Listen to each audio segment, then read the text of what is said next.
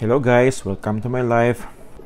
Bago ako nag-Canada, ito yung pwesto ko dito sa gilid na to. Stall number 55 yung pwesto ko dito. Siyempre, duman ako dito, binibisita namin yung ninong namin, si Lolo Ninong Masyon. Ito yung isa sa mga buhay ko dito, butcher, dating butcher sa palengke. At ngayon nandito sa Canada. Pero siyempre, yung nasa palengke ka, gusto mo umaga, kape-kape at saka budbud suman. Yun ang mga paborito naming pang-agahan dati. At siyempre sa ating pagbabalik, mukhaan yung tawag budbud o puto. Puto nga na ay tsokolate. Lami kaya ni namis ginako niyo. Nanakoy bago, choco mango, bago ni nila karon. Pero dati, araw-araw, umaga-umaga, ito yung ano ko, almusal. Puto at saka tsokolate. Lagyan pa ng konting sugar, mas masarap pa masyado. Oops, tingnan pa natin ng tsokolate para lalong mas masarap. Yun ang tinatawag na puto at tsokolate. Tingnan mo, mas messy na ngayon. Ganon pa rin, masarap pa rin yung kailang puto.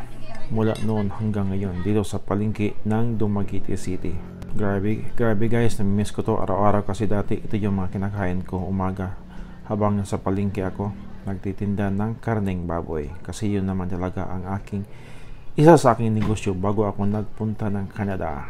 Mas masarap talaga yung budbud din dito. Parang budbud sa tanay ng gumagawa pero mas masarap ang budbud. Parang dati pa rin masarap. At after nating magkape, mag-ikot-ikot tayo, bibili tayo ng isda tayo ngayon.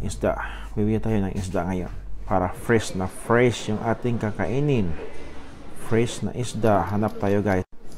At ngayon bibili tayo ng 2 kilo, 1 kilong nukos at saka 1 kilong tuna.